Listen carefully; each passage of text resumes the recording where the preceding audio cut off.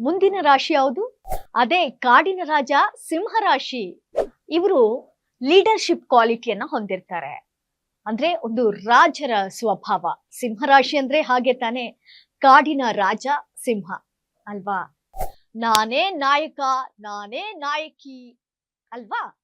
ಇನ್ನು ಎರಡನೇ ವಿಷಯ ಅಂತ ಹೇಳಿದ್ರೆ ಸೆಲ್ಫ್ ಕಾನ್ಫಿಡೆನ್ಸ್ ಜಾಸ್ತಿ ಇರತ್ತೆ ಇವರಿಗೆ. ಹಾಗೆ ಇವರು ಧೈರ್ಯದಿಂದ ಯಾವುದೇ ಕೆಲಸ ಇದ್ರೂ ಕೂಡ ಅದನ್ನ ತಮ್ಮ ಕೈಗೆ ಎತ್ಕೊಳ್ತಾರೆ. ಧೈರ್ಯದಿಂದ ಮುನ್ನುಗ್ತಾರೆ. ಈ ಸ್ವಭಾವವನ್ನ ಈ ಸಿಂಹ ರಾಶಿಯವರು ಹೊಂದಿದ್ದಾರೆ. ಏನೇ ಆದ್ರೂ ಕಾಡಿನ ರಾಜ ಸಿಂಹ ಅಲ್ವಾ? ಹಾಗೆ ಇವರು ದಾನಶೀಲರು. ಬೇರೆಯವರಿಗೆ ದಾನ ಮಾಡೋದ್ರಲ್ಲಿ ಎತ್ತಿದ ಕೈ. ಏನೇ ಕೇಳಿದ್ರು ದಾನ ಮಾಡ್ತಾರೆ. ಹಾಗೆ ಕೇಳಲಿಲ್ಲ ಅಂದ್ರೂ ದಾನ ಮಾಡೋದು. ದಾನಶೂರ ಕರ್ಣ, ದಾನಶೂರ ಕರ್ಣಿಯರು. ಇವರಲ್ಲಿ ಇನ್ನೊಂದೇನಂದ್ರೆ ಕ್ರಿಯೇಟಿವಿಟಿ ಇದೆ. ಯಾವುದೇ ನೃತ್ಯ, ನಾಟಕ ಆಗಿರ್ಬೋದು, ಯಾವುದೇ ಆಕ್ಟಿವಿಟೀಸ್ ಅಂದ್ರೆ ಕಲ್ಚರಲ್ ಆಕ್ಟಿವಿಟೀಸ್ ಏನೇ ಇದ್ರೂ ಕೂಡ ಅದರಲ್ಲಿ ತಮ್ಮನ್ನು ತಾವು ಇವರು ತೊಡಗಿಸಿಕೊಳ್ತಾರೆ. ಇದು ಇವರ ಒಂದು ಗುಣ. ಓಹೋ, ಕಲ್ಚರಲ್ ಆಕ್ಟಿವಿಟೀಸ್ ಅಂದ್ರೆ ತುಂಬಾ ಇಂಟ್ರೆಸ್ಟ್.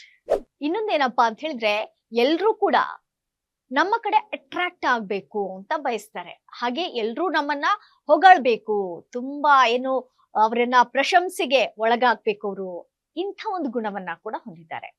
ಓ, ಎಲ್ರೂ ನಮ್ ಕಡೆ ನೋಡ್ಬೇಕು, ಅಟ್ರಾಕ್ಟ್ ಆಗ್ಬೇಕು ಅಂತ ಆಸೆ.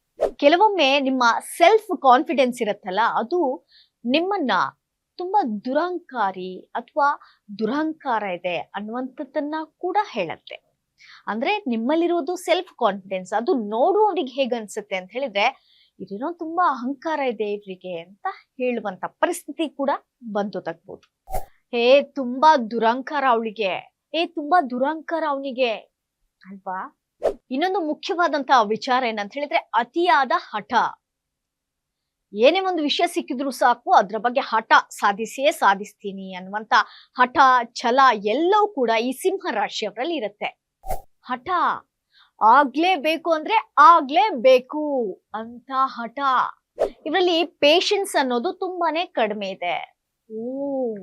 ಇವ್ರು ಯಾವುದೇ ಒಂದು ಕೆಲಸವನ್ನ ಕೈಗೊಂಡ್ರೆ ಅದೇನಾದ್ರೂ ಇವರ ಇಷ್ಟದ ಪ್ರಕಾರ ಆಗಿಲ್ಲ ಅಂದ್ರೆ ತುಂಬಾ ಬೇಜಾರ್ ಮಾಡ್ಕೋತಾರೆ. ಹೌದಾ, ತುಂಬಾ ಡಿಪ್ರೆಸ್ ಆಗಿ ಹೋಗ್ಬಿಡ್ತಾರೆ. ಆದ್ರಿಂದ ತಾಳ್ಮೆ ಬಹು ಮುಖ್ಯವಾಗ್ಬೇಕಾಗತ್ತೆ. ತಾಳ್ಮೆ ತಾಳ್ಮೆ ತಾಳಿದವನು ಬಾಳಿಯಾನು. ನಿಜ ಅಲ್ವಾ?